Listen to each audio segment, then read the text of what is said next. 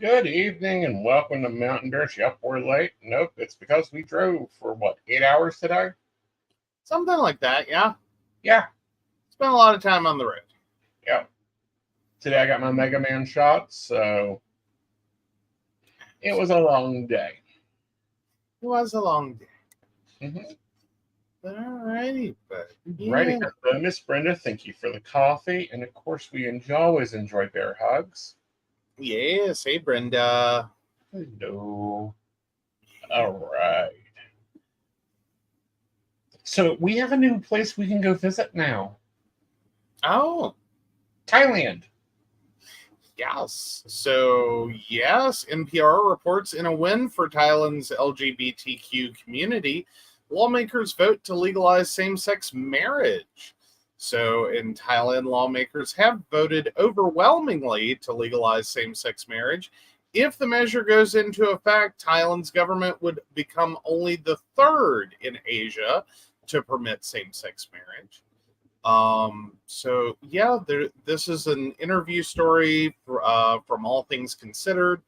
But I did find, and let me see if I can find it again. So there's one really great quote, and it's a back and forth. So I mentioned this would make Thailand one of only 3 places in Asia to legalize same-sex marriage, the only country in Southeast Asia, I believe. Is your hope that this move in Thailand may influence other countries to pass similar laws? And the response was, oh, definitely. I very much hope that this change would, inspire other nations to kind of see what we did in Thailand today, is to send a message to our neighboring country and the international stage that this is very much possible. So, yeah. But, this is going to do a lot, and here's why. It shoots up the tourism. Guaranteed. Destination wedding, Thailand, beautiful culture, beautiful scenery. Absolutely does. General, it does have to go into effect. And I think that's the hinge point is that there could be a possibility that it does not go into effect. However, I don't think anyone's expecting that to happen. Right. So once it does go into effect, I don't know that you want to rush the day that it goes into effect. Right. But it would set Thailand up to become a travel destination. Right. Now, they've shown that including the Prime Minister, the majority of Thailand people support gay marriage. And Thailand promotes itself as an LGBT-friendly place. This is putting its money where its mouth is so they can eat more money. Well, yeah. Though they did point out in the interview that, this is the beginning. Right. So there's probably more to come. Right. But it is a great start. Right. We've seen that in the US and in other countries. This seems to often be the watershed moment in which other rights get solidified. That once you get over the hump of gay marriage, everything else falls into place a little easier. Right. So, yeah. Yeah. So not only just a travel destination, but also a potential like move there, live there. Yeah. Like Like we these are could. all good things. These are all good things. It's nice and warm. Hmm. Mm-hmm. Well, you could. I'm out of. A lot of fresh fruit, a lot of gluten-free foods. We Hmm. can grow our own tapioca. Hmm. It'd be very cool. Very much so. Yeah. So absolutely awesome for Thailand and the citizens of Thailand, as well as to the greater traveling world. It does. It does. Okay. So there's a lot that came out through the Supreme Court, and a lot of people, I'm sure, are talking about other decisions. But the Supreme Court upheld a very important gun ban. This is for domestic Yes. violence restraining orders. Yeah, so literally the title from the Washington Post: Supreme Court upholds gun ban for domestic violence restraining orders. Narrowly tailored ruling did not address how the 2020 Braun decision may impact other gun laws being challenged in lower courts.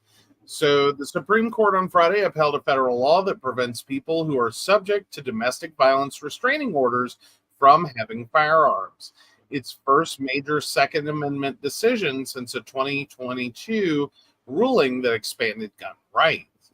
The court said the Constitution permits laws that strip guns from those deemed dangerous, one of a number of firearms restrictions that have been imperiled since the conservative majority bolstered gun rights in New York State Rifle and Pistol Association v. Braun. When a restraining order contains a finding that an individual poses a credible threat to the physical safety of an intimate partner, that individual may, consistent with the Second Amendment, be banned from possessing firearms while that order is in effect, Chief Justice John Roberts wrote in the 8-1 ruling. But the decision, but the decision was limited in scope, leaving for another day more difficult questions about the viability of other gun control measures, such as laws banning military-style semi-automatic rifles and large-capacity magazines, or restrictions on gun possession by nonviolent offenders. The 2022 Braun decision required the government, for the first time, to point to historical analogs when defending laws that place limits on firearms. That ruling has led to a spate of court challenges against limits on gun possession, including the one in this case, United States v. Rahimi. Even as the justices overwhelmingly upheld gun restrictions for domestic abusers, 5 of them chose to write separately from Roberts, suggesting deep divisions, including among the conservatives, over how lower courts should evaluate and consider historical practices when reviewing Second Amendment challenges to other gun-related laws. The ruling somewhat loosened the test outlined in Braun by emphasizing that modern laws need not have a historical twin, but rather a historical analog to survive legal scrutiny. Some courts have misunderstood the methodology of our recent Second Amendment cases, Roberts wrote. These precedents were not meant to suggest a law trapped in amber. Justice Clarence Thomas, who wrote the Braun decision, was the lone dissenter on Friday, insisting that it would be unconstitutional to take a gun from someone who is under a restraining order but not charged with a crime. Quote, the question is whether the government can strip the Second Amendment right of anyone subject to a protective order, even if he has never been accused or convicted of a crime. It cannot, Thomas wrote. The court and government do not point to a single historical law revoking a citizen's Second Amendment right based on possible interpersonal violence. So, Attorney General Merrick Garland praised the court's decision, saying the law protects victims by keeping guns out of the hands of people who threaten them. As the Justice Department argued, and as the court reaffirmed today, that common sense prohibition is entirely consistent with the court's precedent and the text and history of the Second Amendment, Garland said in the statement. The challenge to the law was brought by Zaki Rahimi, a drug dealer who was placed under a restraining order after a 2019 argument with his girlfriend. He argued that the government had violated his Second Amendment rights by blocking him from possessing guns. Rahimi knocked the woman to the ground in a parking lot, dragged her back to his car, and fired a shot at a bystander, according to court records. The girlfriend escaped, but Rahimi later called her and threatened to shoot her if she told anyone about the assault. The pair have a child together. A Texas court found that Rahimi had committed family violence and that such violence was likely to occur again in the future. It issued a protective order that suspended Rahimi's gun license, prohibited him from having guns, and warned him that possessing a firearm while the order remained in effect might be a federal felony. So he later violated the protective order and was involved in five shootings between December 2020 and January 2021, so about 2 months, according to a government brief. So he was arrested at his Texas home. Police found guns, ammunition, and the protective order. He was charged with illegally possessing weapons since he had a restraining order against him, and then argued in federal court that he had the right to possess guns, but a judge ruled against him on that issue. Afterwards, he pled guilty to the federal charge and received a sentence of 6 years in prison. He continued to challenge the law related to restraining orders. The U.S. Court of Appeals for the Fifth Circuit reheard his case and sided with Rahimi following the Supreme Court's broad ruling. So, yeah. Although this points the court to being a little bit more pacific. I think it's a hard sell, and we kind of see that it's a hard sell to say that this is not a situation, right, in which it just makes sense. Right. It just makes sense. That we should treat it more like a privilege in this instance, than we should treat it like a right. Well, and see, here's the larger scope of this. We hold the Constitution now equal to everybody. That's not how it was historically written. The Constitution in itself was only equal to white males that owned land in this country.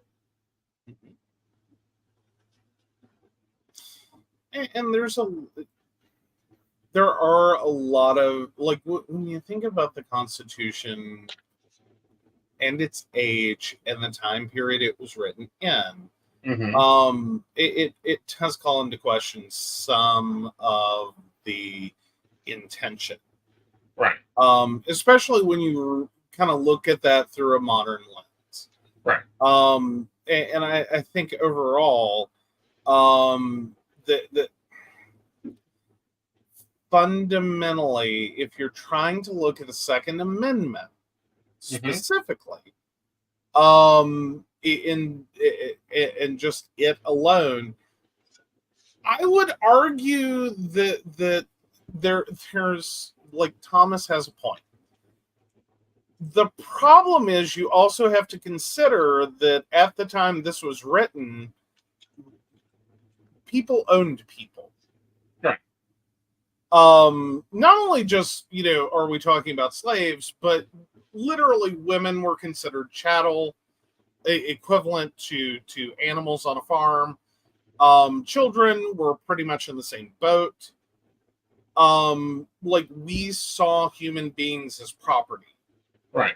And so the consideration at the time that you would take guns away from someone, right, was probably a very far-fetched idea. Right. At least within a domestic violence situation, since we kind of enshrine the concept, right, that, you could pretty much do whatever you wanted with your property, and I put that word in quotes. So, if you shot and killed your wife, like, sorry to be, violent and just out there with it. I,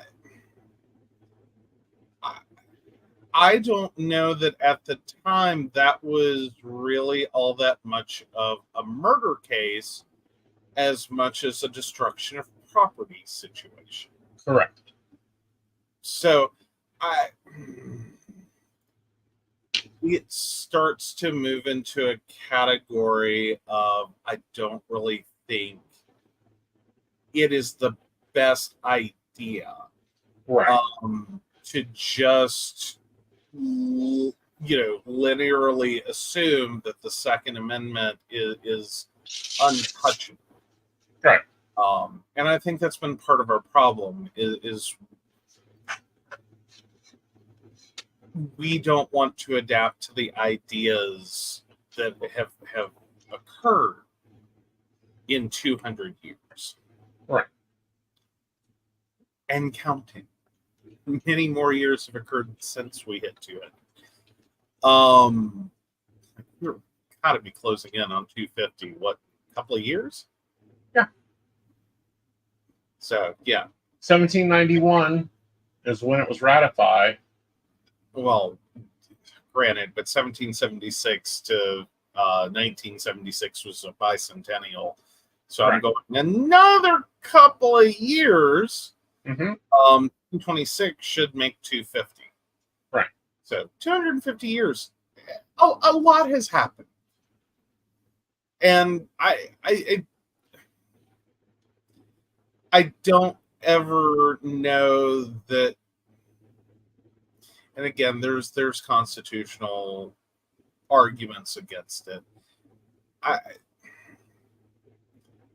I think it is meant to be a framework. I don't know that someone imagined that the world was never going to change in 250 years and that this would be the beginning and the end Right. of everything you should expect as human. Right. I'm sorry, a lot has changed. Well, not only that, but there's a lot changed over the reason that it was done there. Mm-hmm. Okay. The Second Amendment actually, if we want to look at the reason it was put in, was in 1689, the English Bill of Rights. It gave the government the right to disarm its people. And then King James II also went through and disarmed and limited the use of guns in the colonies. So this was a FU to King George. Is it the first or second? First. Well, and that's fair. Right. But again, I think it more so comes down to, and I think it's going to be an ugly moment. And I like, don't get me wrong, it's not that I don't understand why it's going to be an ugly moment. I think we're really going to have to lock horns and take on the challenge that the Second Amendment poses in order to move forward intelligently. In much the same way, I don't think, the government should be coming for your guns. Right. I also think we ought to be able to find some wiggle room here for common sense. Well, and exactly, but here's actually the original wording of it. Because it went through a few ratifications, so I'll send you the wording. Okay.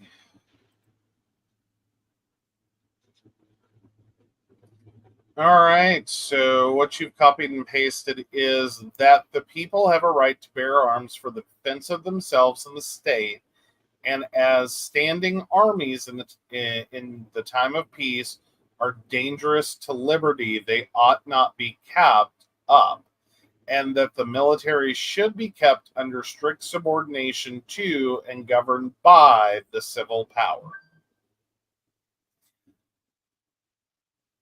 Again, I kind of have to say many things changed there. Yeah. We have armies. We have navies. And I'm not saying we do away with it entirely. Like that's Right. not where I'm at. I'm not hardcore anti-Second Amendment, hate the Right. Second Amendment. Like that's not where I'm at. Right. And I don't think that's really where we have to be at to look around and go, this is not what anyone envisioned.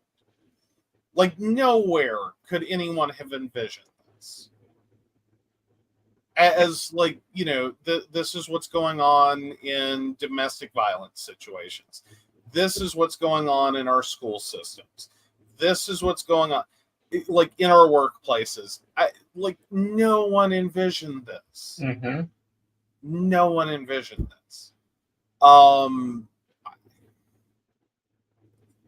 And to just keep holding on to the idea that yes, this is a constitutional amendment and it is, it does exist, but that it should be like untouchable, that we can't think outside this box a little bit and go, look, when this was written, many things have occurred since then. Yeah. That have demonstrated this was fallible. And there has to come a balance point Mm-hmm. in which we strike a little bit of balance between the rest of the Constitution and this one amendment. Right. I mean, again, we've done it with other parts of the Constitution and other elements of it. We've used it as a framework to suggest what the idea ought to be. Right. And again, I truly believe it was meant to be a living, breathing document and not just, hi, this is it. That's all there is. As Jefferson did in the internment. I mean, look at the way it is currently compared to the original draft of it. Well, and again, even in its time, it went through revision. Right. So to turn around 250 years later and be like, oh no, it's never supposed to be touched, is kind of, yeah. For the purposes of forming a more perfect union. Right.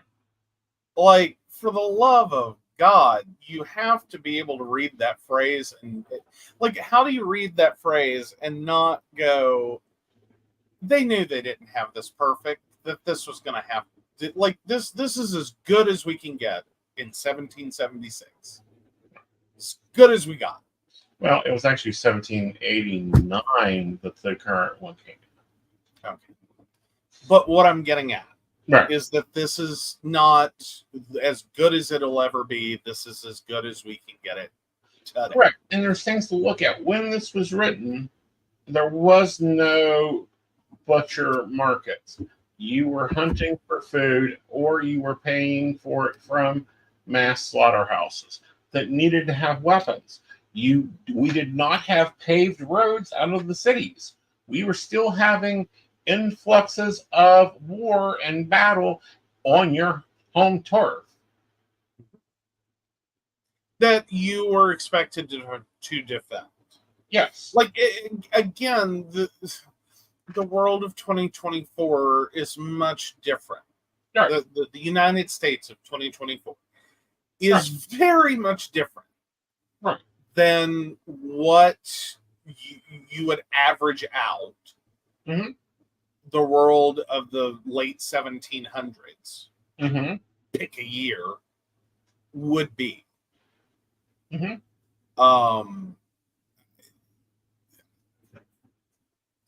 Again, I don't think you can envision most of today in the late 1700s. Right. You just can't.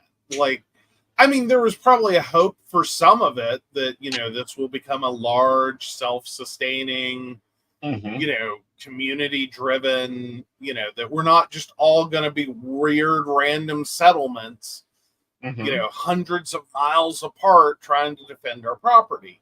Right. Like, I'm sure there was an intention and an idea that we're going to move past that. Mm-hmm. We're it's not just going to be some colonies. It's not just going to be some territories. It's not just going to be some, random lone homesteaders. Right. That this is going to pull together. Right. So, in that regard, I think there had to have been a leaning towards this is the best we can do today in the world we live in, in the time we're in the situation we're in. Right. But I can't imagine if you pull. I mean, granted, it would be kind of wild, but if you pull everyone involved in the Constitution 250 years forward, handed them to the document, and then went through all the things that happened in 250 years, that they'd be like, oh yeah, that's totally still perfect. No, I don't think so. Like, especially I don't Jefferson and Madison, who could not stand each other. Fair enough, but what I mean is, in current context, I don't think you could hand them this document with full comprehension of everything that happened in 250 years since they wrote it, and have them sit there and go, no, I don't see a point. Like, yeah, it's good. Well, especially if you actually, instead of showing them the original, walk them into the modern day version. Or, yeah, more importantly, like, walk them through, this is the world of today. What would you do differently now? I think you would see a very different document. Yeah. Again, there's a lot that would have to happen for that moment.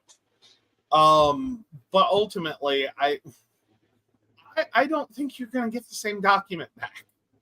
No. Like, I think it's going to be a lot more, like, I think it's going to get some length. I think a fair number of things would change. That well, just the ability to articulate. Right. And I think we'd see more of what was in the Jefferson papers. Awesome. And maybe even some from from Madison's journal that were ideas within that, because there was a large debate for a number of years of defining we the people. Which people? Who are people? What are people? Absolutely. And I think today more relevant than ever. Yeah. So, again, I think it would take a lot to pull them forward and then go, okay, sit down. Here's a computer, and I don't know, work something out. I think that would be interesting. Very interesting. Yeah. Hey, Hollywood, how about a movie idea? Get to work on it. An oops event in which everyone gets transported forward. Well, that happened because, the chemicals, the contaminant chemicals that was occurring in Philadelphia at the time, to the point that they could not hold Congress during the summer because it was too putrid of a building. Again, so much has changed. Mm-hmm. And I think in most cases we use it as framework of ideas. Right. Of like what's the guideline? Right. And not just, no, literally, if it's not in there, you don't get it. Right. Which is sort of how we've treated the Second Amendment. Right. If it's not in there, if it doesn't explicitly say, right, we want to lock horns on it and be like, nope, can't have it. Right. And it's like, I think you can uphold the spirit of the document Right. while modernizing for the realities of the world we live in. Right. That this was not the envisionment of where this would end up. Like, I mean, I think if you can do that for the rest of the document, it's the one amendment, though. Mm-hmm. You just won't do it. Right, because like free speech has been changed, what is press has been changed, prohibition, no prohibition. There's been a lot of things there. Who has voting rights? Who was citizens? That one would have been interesting to see more definition on. Yeah. Oh, but no, I think if we kept it as it was and tried to move forward exactly as it was, and then argued everything from the point, oh man, right, the world we'd live in. But all right. So let's move on to our techie part. All right, so McDonald's ditches AI drive-through voice technology. What could this mean for SoundHound AI stock? So, yeah. So, McDonald's recently announced that it was ditching its artificial intelligence-powered voice ordering technology powered by IBM. Instead, the fast food giant will look to replace the technology with an alternative solution by the end of the year. So looking closer at McDonald's decision and what impact it could have on SoundHound AI, whose voice-powered AI technology has been making a lot of inroads in the restaurant space lately. So McDonald's decision to end its partnership with IBM for automated order-taking technology after a 2-year trial comes as a surprise, as the restaurant chain sold IBM the technology powering the solution back in the fall of 2021.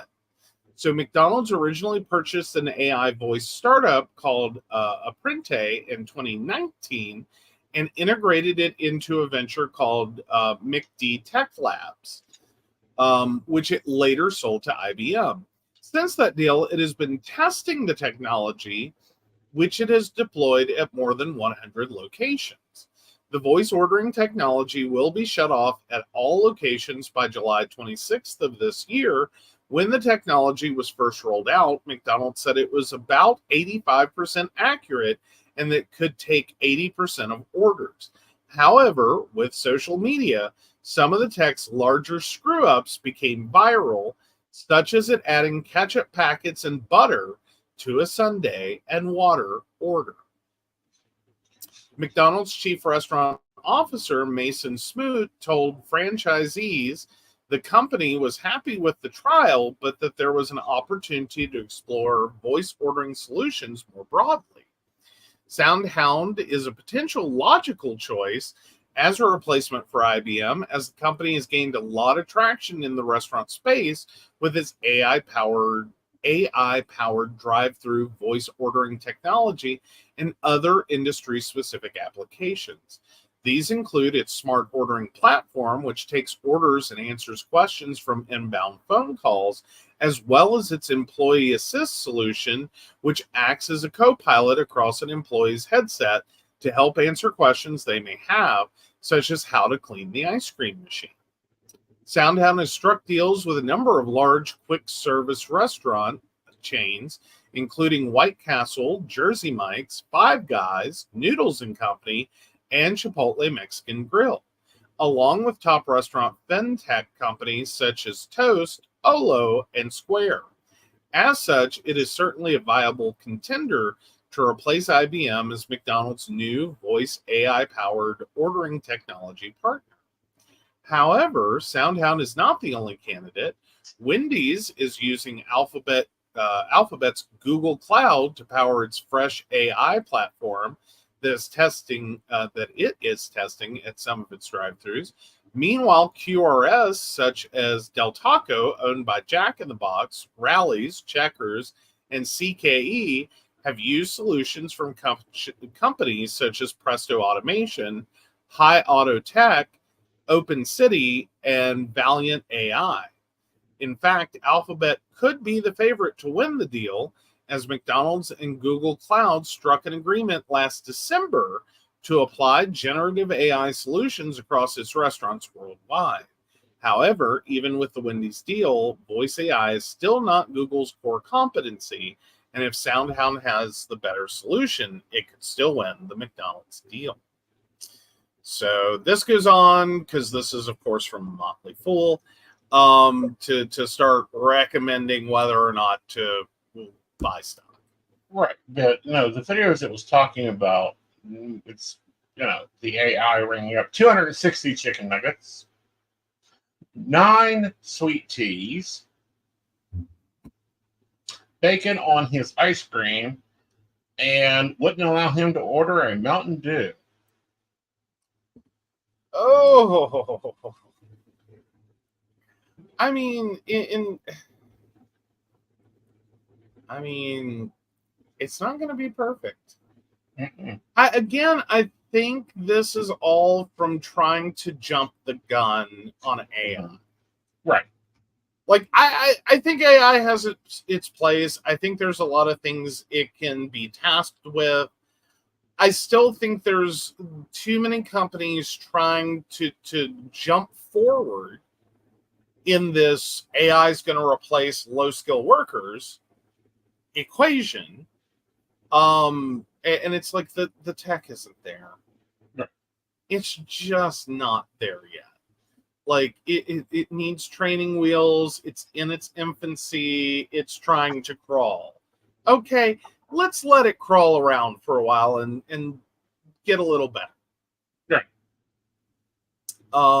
But unfortunately, businesses keep seeing this as the panacea idea, the solution, to increase, basically revenue and cut costs, by being able to use this technology to replace like core functionalities, right? Like taking orders. And I kind of worry that if it gets that to 80%, it's going to try to next gen it over to it actually makes the order. Yeah, that's getting very spotty. I think at this point, absolutely, it's going to be spotty. Right. But no, I just think we're trying to run before we can crawl. Yeah. And it's like, whoa, slow it down. Yeah. What I think concerns me more right now is that the companies trying to jump ahead with this are effectively going to be spending a whole lot of money to end up exactly where they are. Right. In that, what happens to the business? Well, not only what happens to the business, but what's its next innovation? Well, no, I mean, if you bring in the AI technology, it trashes orders, it trashes the customer service experience, but you've taken the initiative to cut your staff, and now you have to go on a mass hiring and training spree. What happens to your brand in the interim? Like, do customers recover from this, or did they, in the time period you've tested this technology, get used to, like, you jump the shark and that, like, you're just not an option? They connect with the horrible experience, and you can't regain that market share. Well, not only that horrible experience, but it then disseminates out farther and farther and farther, to where it's, not just one customer experience, because it's, you make a TikTok video, it gets 10,000 views, and that's like a small video. of the order being messed up. And then it moves along a little bit and you're dealing with even more than that. And it's like, oh goodness. Well, because I always strike back to the idea that McDonald's made a mistake, I don't know, what, 2-3 decades ago now?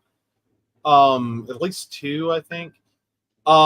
In which their franchisees were only able to buy one brand of ice cream machine. All right.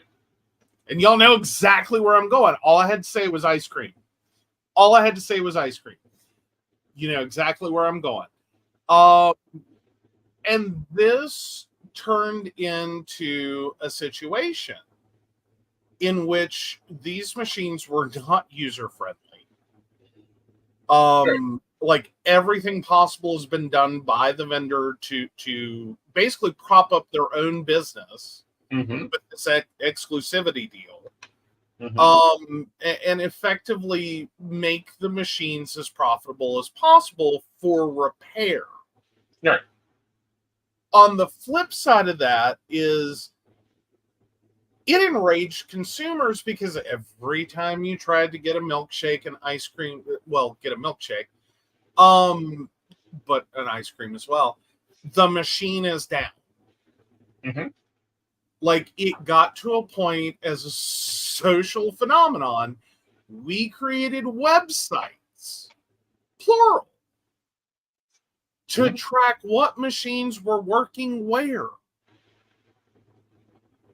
Yeah. But as a customer, all these years later, I still expect and generally tailor my order to a point that I'm not getting a milkshake. No. That if I can get a milkshake, that'd be great. I'm already prepped to hear our machine is down. We're sorry. Ice cream is not available at this time. Yeah. That's what I'm prepped to hear. I'm prepped to hear it.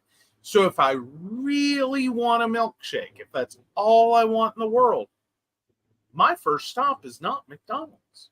It's Wendy's. It's anywhere but McDonald's.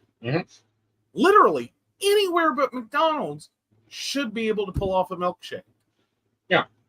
With a high degree of confidence, they can pull off a milkshake. You go to McDonald's, you know that they are still, in many cases, beholden to this machine and whether or not it decides to work. Right. That no one's touched it wrong, no one did anything inappropriate to it, you know, that all its stuff ran correctly and that the machine is happy. I don't look for a milkshake from McDonald's except as it'd be nice if they can. Right. Like, I'm not going to yell and scream when they tell me no, because I know what the problem is. Right. You are literally incapable, because of the way the machine was made, of self-resolving issues. There's no point in me being mad about it. Right. And there's no point in it being a reason to yell at the poor person. Poor, because they have to put up with your crap in the drive-thru over a milkshake. Now, I can't say that I wasn't part of the original customer base. That it turned into a very fed up moment. Is you go to a McDonald's, like they sell you this, they sell you this, they sell you this. They advertise the hell out of it. It's on websites, it's on television, it's everywhere. That, milkshake, milkshake, milkshake, milkshake. And then you go. And it's like, oh, I want a milkshake so bad. You made me want the milkshake. I want the milkshake. Give me the milkshake. I want the ice cream. Give me the ice cream. Whatever. Right. And then you get there. No, we're sorry. And you go to the next one because you're locked in. And you go to another McDonald's. Right. And they tell you no as well for the same reason. Right. And as a customer, in that original moment where we don't know what's going on, it did seem like the employees were just too lazy to clean the damn machine. Right. You know what I mean? Like, you just don't want to make it. Like, how is it possible this many locations have a problem? Only to find out that it's because the machine sucks. Yes. Like, it's a good machine. The actual mechanical machine is great. Yep. It's the What program. it turns out, it's the programming. It's the programming. It is the least user-friendly machine ever made, and it's intentional. Yeah. They have intentionally made it impossible to understand what its problem is. Mm-hmm. It gives you a random code. Mm-hmm. You, as an owner of the machine, do not get access to their code list, except for in a few very specific codes, except for the words call for service. Right. Call for service. Call for service. Most of the codes the machine throws are call for service. Mm-hmm. And then, as a technician, you can look up what that code actually means. Mm-hmm. And apparently, the most common situation is apparently one in which the machine is slightly overfull. Mm-hmm. So it did not properly finish its cleaning cycle and make all of its sensors happy.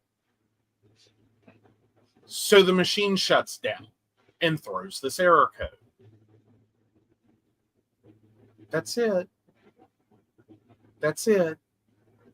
Most of the time when you hear the words, "We're sorry, the machine is down," that's what's happened. Mm-hmm. It's just a little too full. Mm-hmm. Just ever so slightly too full. It does not go to the appropriate temperatures for sanitization, and it locks the machine out and does not give that restaurant a way to clear it themselves. Right. And there's actually a suit that's currently in way over this. Mm-hmm. A lot of the franchisees have dealt with so much crap because of this. And lost business. And not only the lost business and the perpetually aggravated consumers, mm-hmm. the sheer cost investment involved. Because each of these service calls is I think $500 and some dollars. Mm-hmm. And these machines throw codes constantly. Right. And the franchisee has no option, or didn't for the longest time. They've now started to make it possible to use other machines. But for the longest time, this is the only machine you can use. Mm-hmm. You can't clear most of the common error codes yourself. Right. You don't even get to know what caused it or how to prevent it. Right. And you have to make a choice as a franchisee.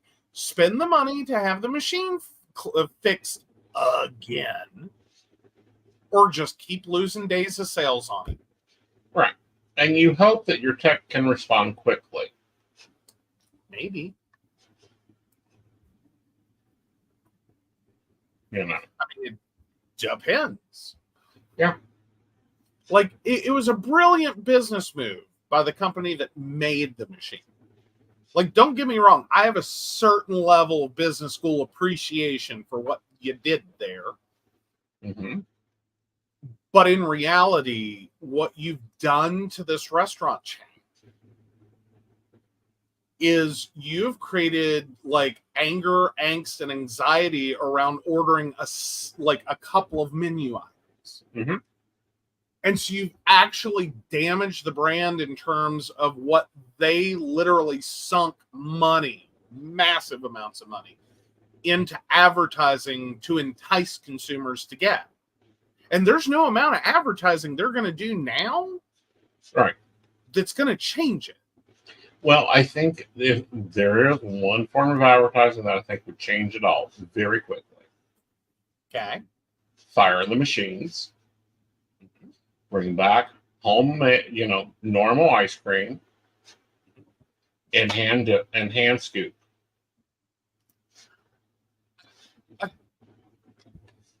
potentially if you can get McDonald's corporate to go for it. Yep. Because there's the holdout. Like, the agreement for a franchisee is insane. Right. But, and why McDonald's Corp has not done that is beyond me. I mean, it would be a brilliant marketing move. Yeah. The machine isn't. That's your ad campaign. Right. Or we fired the machine. Yep. We replaced the machine. Yep. With a McDonald's employee. Brilliant marketing campaign could be built around that. I'm sure of it. Yeah. And McDonald's, you would finally fix the brand damage. Yeah. And McDonald's or at don't least, even have to note that the psychic told you to fire the machine. I know, right? But, the reality is, I don't think you're the first one to come up with the concept. No, because Hardee's has because it's just problem. It's like, hi, fix your business. Right. Fix your business. The machine is the problem. Get rid of the machine.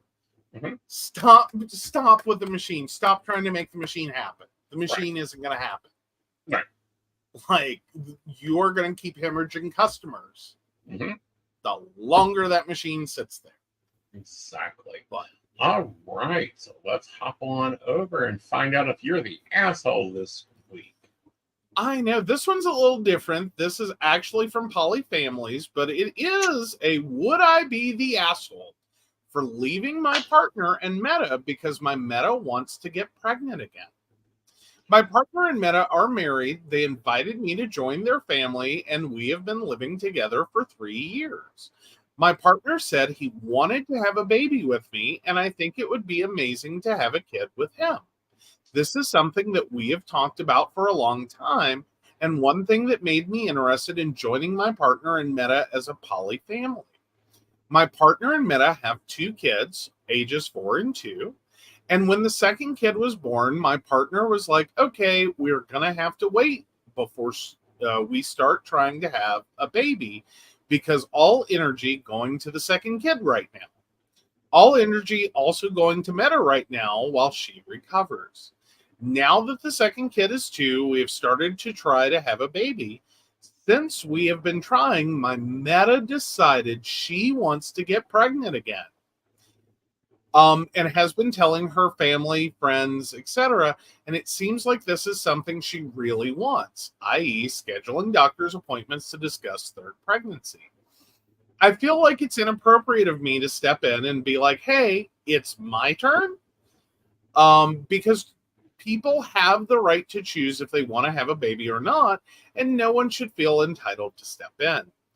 They are also married.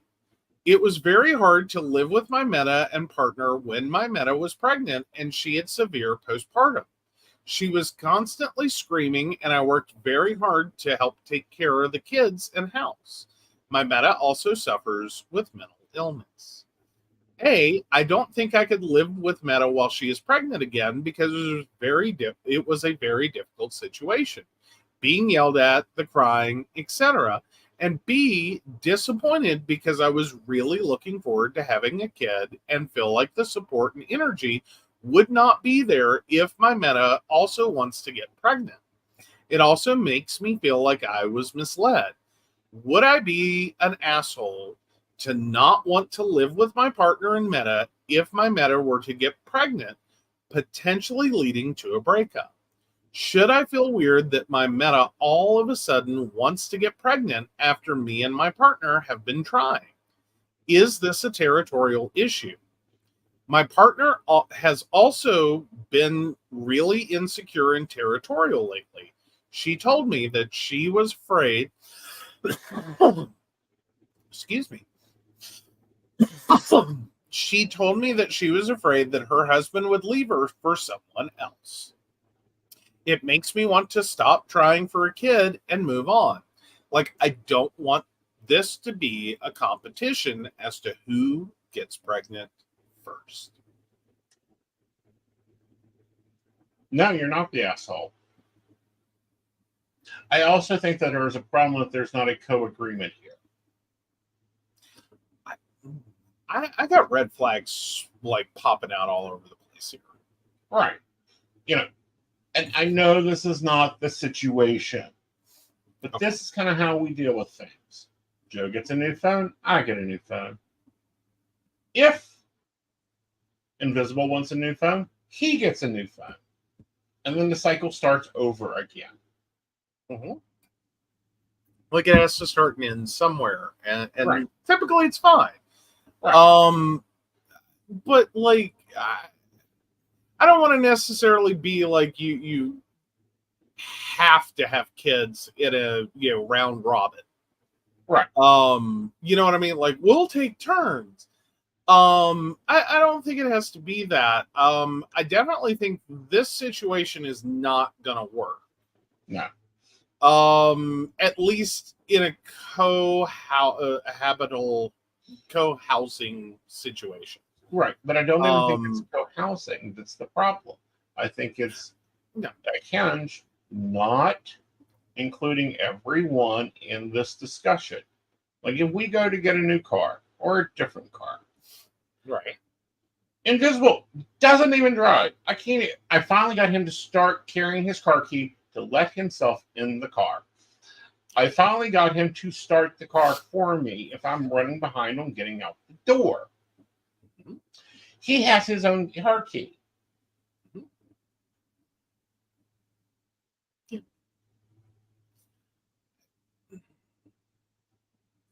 I mean, it's really hard to put this in our current life perspective without it seeming a little trite.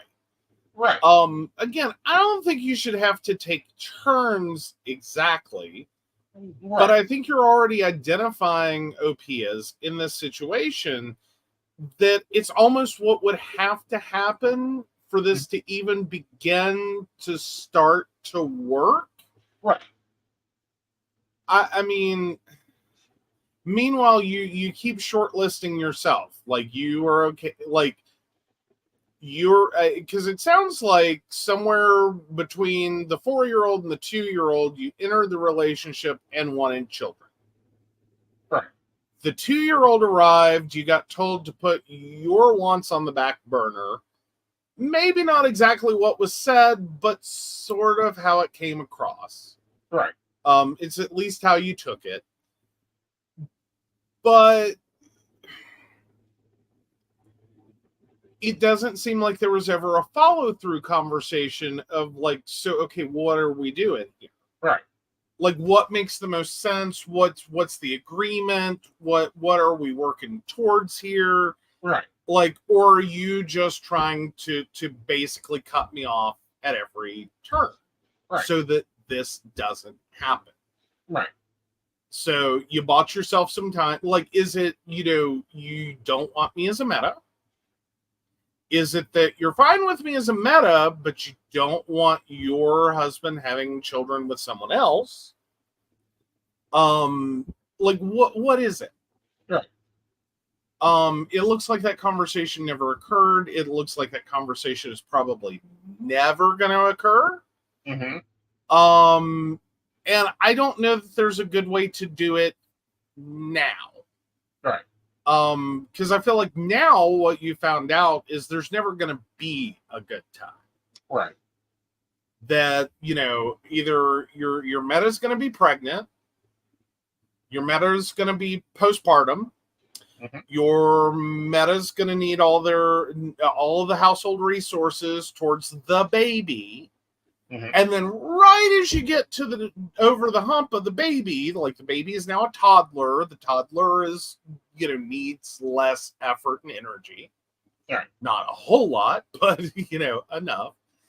Like sleeping through the night and doing all the things. Mm-hmm. Solid foods, no more every few hour, screaming, crying, feed me's and change me's. And, it's getting a little more peaceful. Again, not that 2-year-olds are easy, but still. Right then is when your meta is going to kick back up and go, I want another baby. Right. Because it looks like her children are going to be stair steps. Mm-hmm. Like every other stair, but stair steps. Right. Like there's going to be a 6-year-old, a 4-year-old, a 2-year-old, and then she's going to want another one. Right. And like, what do you hope for in that situation? That one of these pregnancies, doesn't go well and she has to have a hysterectomy? Do you sit here and hope that at some future point she goes, well, that's enough children for me now, and you get your opportunity? Like, I feel like you want a kid. I feel like your partner wants a kid. I don't feel like you've really planned for children in this context. Exactly. Or at least the meta has. It sounds very much a lot to me. The meta sees her very much as secondary in the relationship. And that's a problem. Either that, or there's just never been a conversation or an understanding that between the husband and wife in this polycule, that my other partner also wants children. Yeah. With me. While we're together. In the immediate foreseeable future. Right. Like, that's never occurred, or that's never been brought up, or they have no agreement on it. And it's very possible meta isn't like intentionally being the problem as much as they're not getting it. Right. That they have become a problem because they don't know there is a problem. Right. Like, you can't do anything about things you don't know about. Oh, yeah, Brenda's throwing red flags for me. Yeah. Red flags on the field, him just sucking at his job. Yes. Yeah. So, I mean, I don't think you'd be the asshole. I really think, though, maybe your first step is you need to talk this out with your hedge. Yeah. And you figure out what's gone wrong. Yeah, you may have to, like, move away. Come have coffee with me.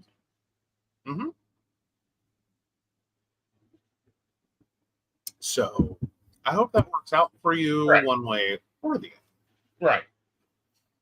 But I also hope you learn to prioritize yourself and make sure those conversations are happening.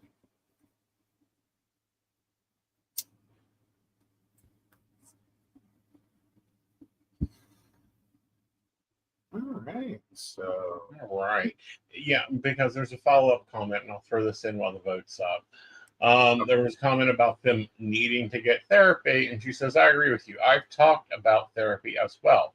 Amanda thinks her and her husband should go, but not the three of us. She doesn't think they, me, and her have issues. When I brought up her yelling, she excuses it by, I just don't have a child. Pregnancy, I just had a child. Pregnancy makes you crazy. I think I'm autistic. Anger, rage is part of being artistic.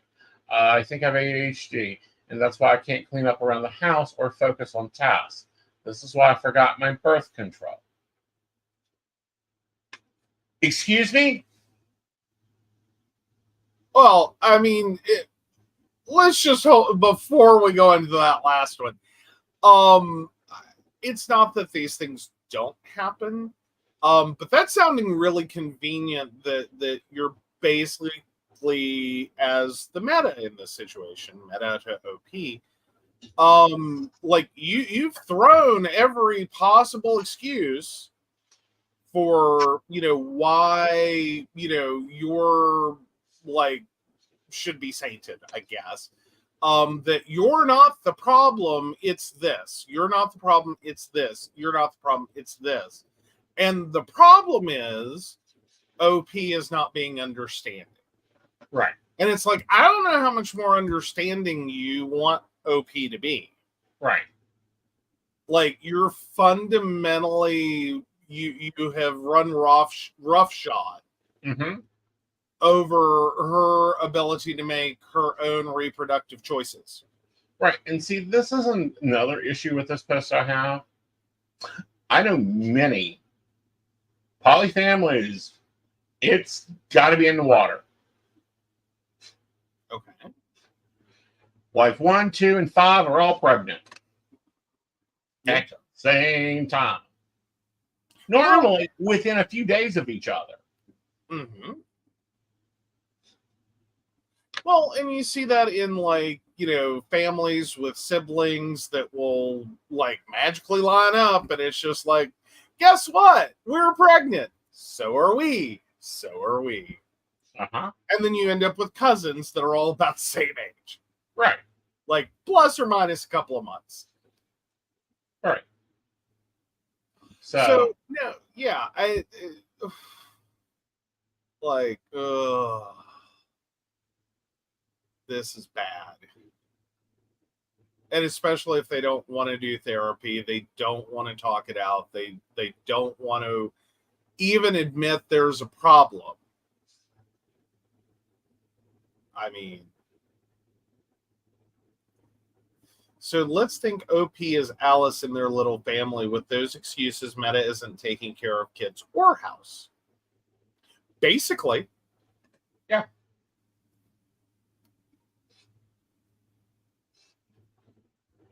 Like, I mean, there is a possibility that's what, your Meta is in it for. Mm-hmm. Is like my husband gets laid and I don't have to do it, especially when I don't feel like it. Mm-hmm. And look, childcare and maid service. Yeah. And wet nurse. Well, not wet nurse, but nurse for, the children. Right. Nanny. Like, don't, like, please, if you find out that's what Meta did to you, that's time to go. Oh, that's beyond time to go. That's just despicable. Right. Like, at that point, like, name and shame. Mm-hmm. Because that's cruel. Yeah. That's not how poly works. No. Not even screwed up poly. No. All right, so let me hit the button. The poll is up. Yay! All right. Feel free to vote. All right, so moving on to our next one. Yes, this is polyamory. Am I in the wrong? Partner started a new relationship. I asked her to give me a heads up if dates in our home, become sexual, so I could mentally prepare. She assured me several times they were only going to cuddle and make out, then had sex in a room above our bedroom. Today, I told her no more dates and definitely no more overnights in our house. Now her and her girlfriend are saying my boundaries are ultimatums bordering on domestic violence. Edit to add more details. I should clarify that we had agreements in place and compromises we agreed to, so I would be okay with dates and sex in the house, but she said they made her uncomfortable, so she didn't do them. This was a compromise she proposed. I told her no more until she held up her side of the agreement. She accused me of treating it as transactional, and I stood my ground on it, and that behavior is what they stated was borderline domestic violence. New edit. She found this post and stated that the DV comment was not made by her, but rather an accidental comment made by her girlfriend. She doesn't see it as domestic violence, just gross that I want her to stick to her compromise when it now makes her uncomfortable.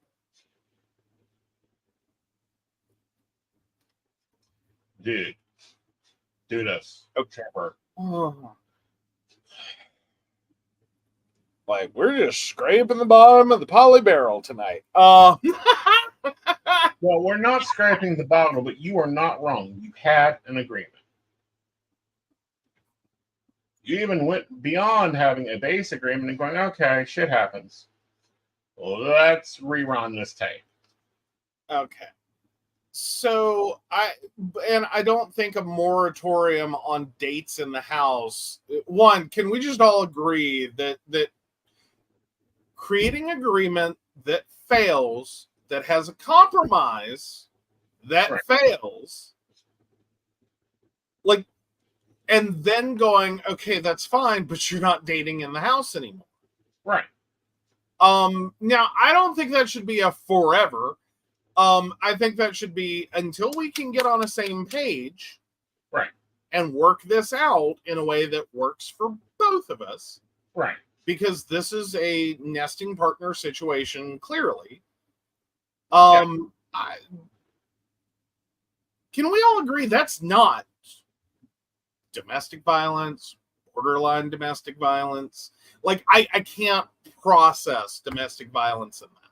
Right. I think that's fair. I think if you I think basically any relationship, like, where you've set a boundary or you've set an agreement, you've set rules, you've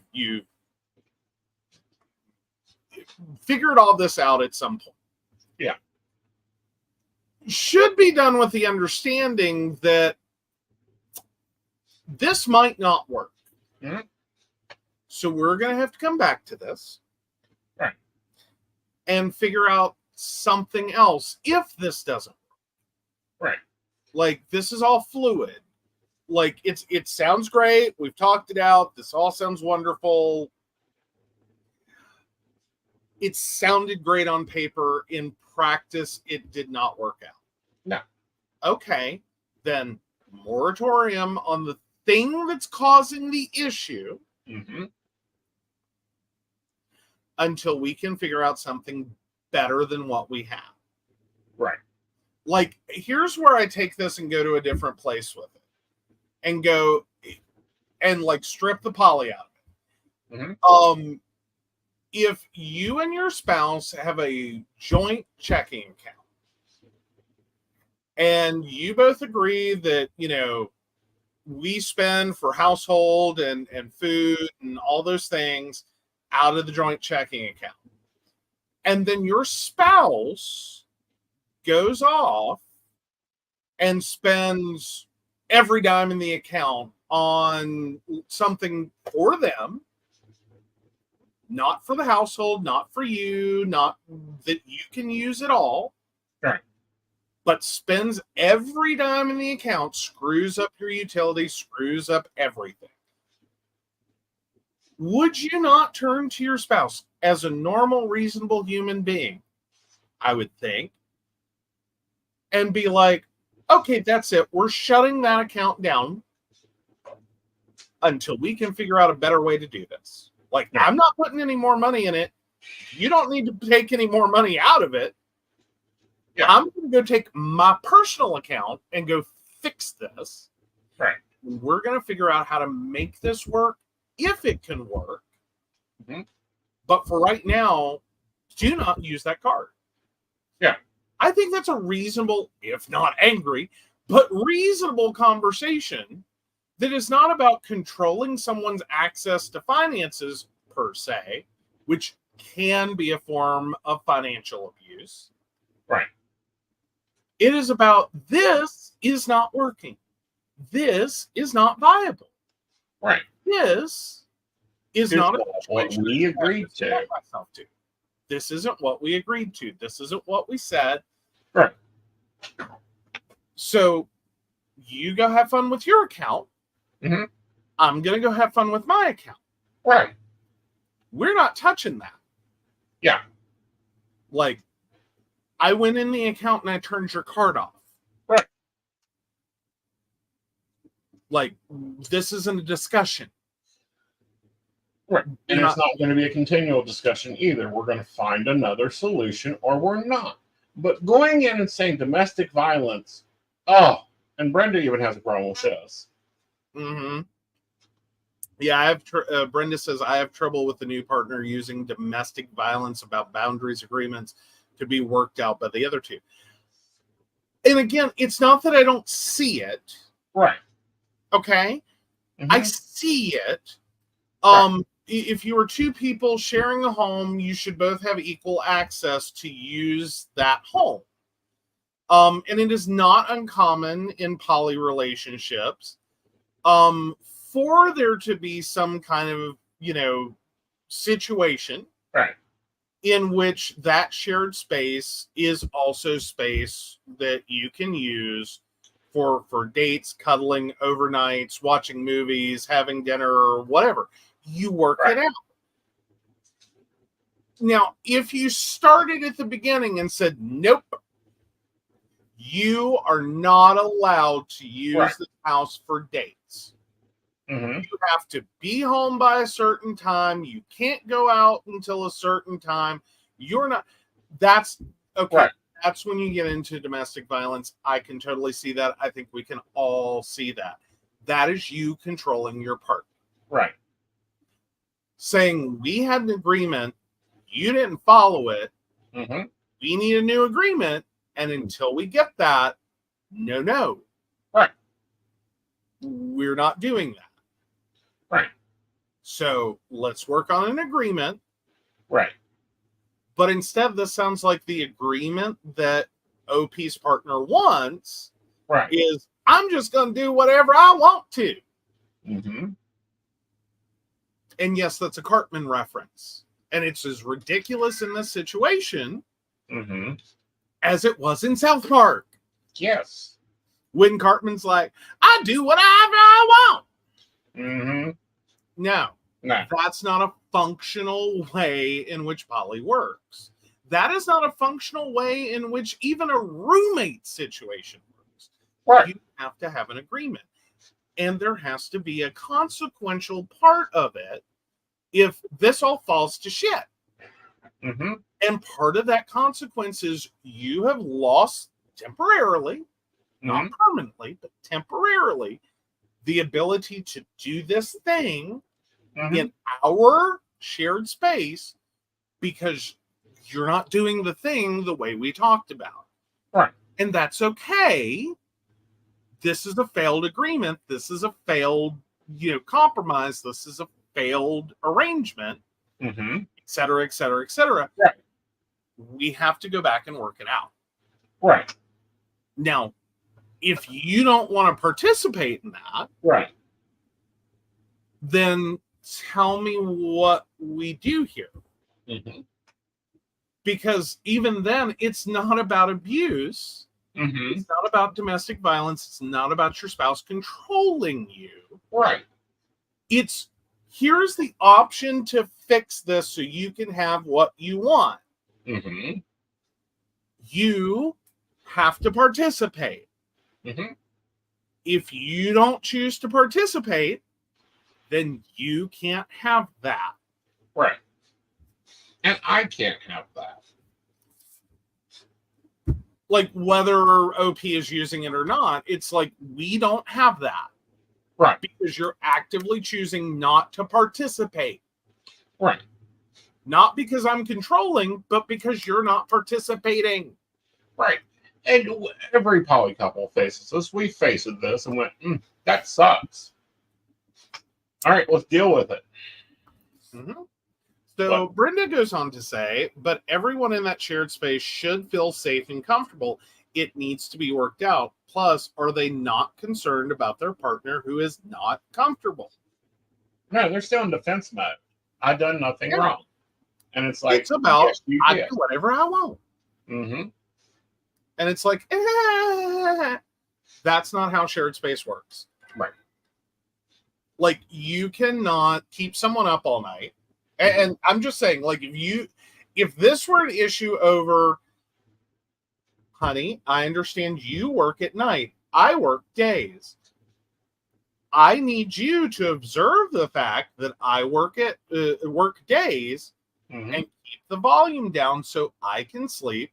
Conversely, I will keep the noise and volume down so you can sleep. Right. That's an agreement.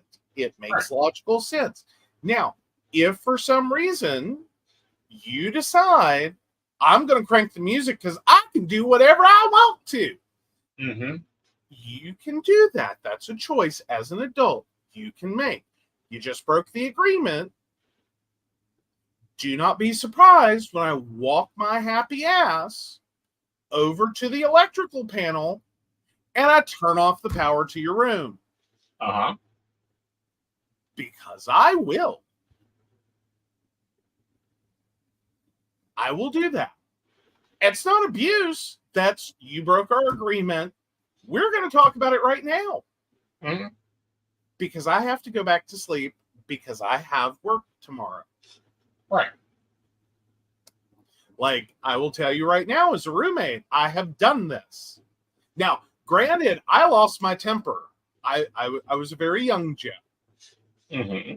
And so I will say, and I will admit to this, a very young Joe, the night before an exam, may I point this out, final exam, not a midterm, not a just a court, not an exam, final exam. I had a roommate who was done with exams, who wanted to spend the entire night watching television, listening to music on the phone. Because this is back in the days that our dorm room had phones in it.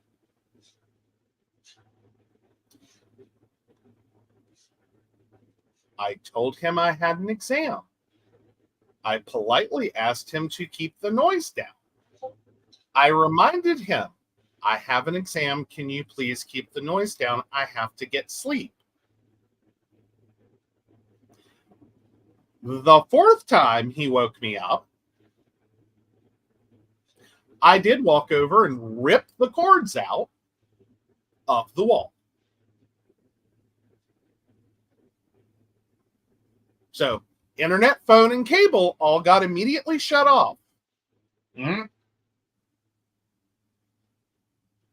Did not care about the repercussions of that. I have asked nicely 3 times. Mm-hmm. I have not been hateful. I have not been rude. I have not been inappropriate. On the 4th time, I'm woken up and ripped. Right. Now, one could view that situation and say, oh my God, I'm just so out of control and crazy.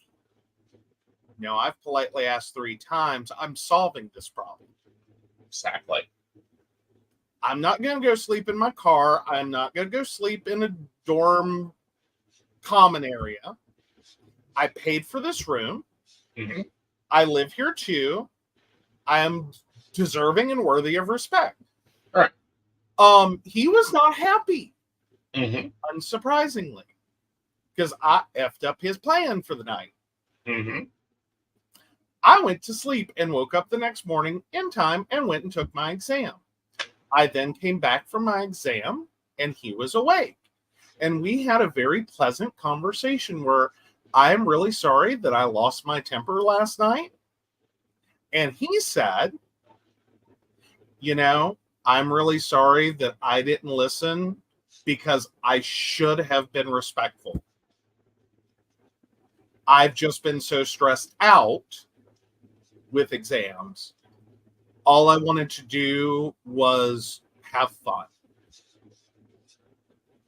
But I get it. Mm-hmm. And together, we worked together and got those cords back in the wall and did not get charged a damage fee. Well, luckily you were taking IT. Mm-hmm. Mm-hmm. Oh, many lucky things occurred in that situation. Uh-huh. But anyhow, I investigate deeper. This dude had noise canceling headphones on and earbuds in. Earplugs in. And she woke him up. Oh, hell. You've already compromised as much as you can compromise in that situation. Yeah. You are beyond. Yeah. And this was a school night.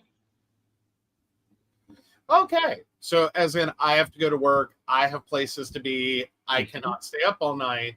Yeah. And have my sleep disturbed. Right.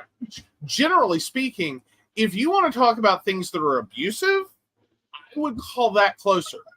Yeah. Sleep depravity is a form of abuse. I'm just saying, if you want to try to throw a DV label around, Right. I call that more abusive than the repercussion of this is you're not going to bring anyone over. Right. We work this out. Exactly. So again, I would point blank say, fine, we ain't playing this game anymore. You come up with, and he's left it in her hands. If you figure out something, you bring me a proposal that works. Or at least try to talk to me like a rational adult instead of throwing around words Mm-hmm. and attitude. Right. Because I do whatever I want to is not a proposal. Exactly. Okay, so let's check out the poll. Ending poll. Damn, you're not the asshole again. Darn. All right. I'll have to choose better next time. All right. All right. Oh. So, some things to be aware of. Let me go ahead and get the station for you. Absolutely. Because we're going to have to change some things. Thank you, Facebook, for being a dick. There's All right. So let me read the statement. On June 10th, Facebook released new set curriculums for eligible to go live on Facebook. We're not going to give those. Your page or profession must have at least a like number of followers to go live on the page. You need a Facebook access or task to create content. A lot of things. Most likely by July 1st, we will only be streaming on our YouTubes. If you are watching this somewhere that isn't YouTube's, please go and subscribe to this channel. yes. Because that's where our content will be moving to. While we will post that we are live, you're not going to be able to watch us there. Yeah. You're going to get a link. Yep. But we're not going to be going live on Facebook. Right. We're probably not going to be able to go live on Facebook. Right. Like right now, I can't even post the link. Yeah. Well, and that's part of the problem. Right. Is like stuff isn't going out. Right. Like we're not seeing that you're commenting. Mm-hmm. You are most likely not seeing the things we're saying in chat right. when we post comments. That's not really working for it. Right. Like this is a conversation. We want you to be part of it. We want to hear from you. We really do. Right. Now our baristas, they get the louder voice, but they for a while have said abandon if necessary. Mm-hmm. Yeah, they've long been with Facebook sucks. Not the whole platform, but for live, right? It's not been great. And I'm going to bring this up. Let me switch the screen. I can do. So Brenda says better experience on here than Facebook. She said on YouTube. So that will be probably occurring July 1st. You'll get a link. You can always go to PCSP Network, click episodes and watch, and enjoy the live experience there. But as always, you can definitely catch us on the replay on basically any podcast system there is. Yep. So if there ain't one, if we're not there, let us know and we'll move there. They love when I move in and drop 13 years of content. It is nice.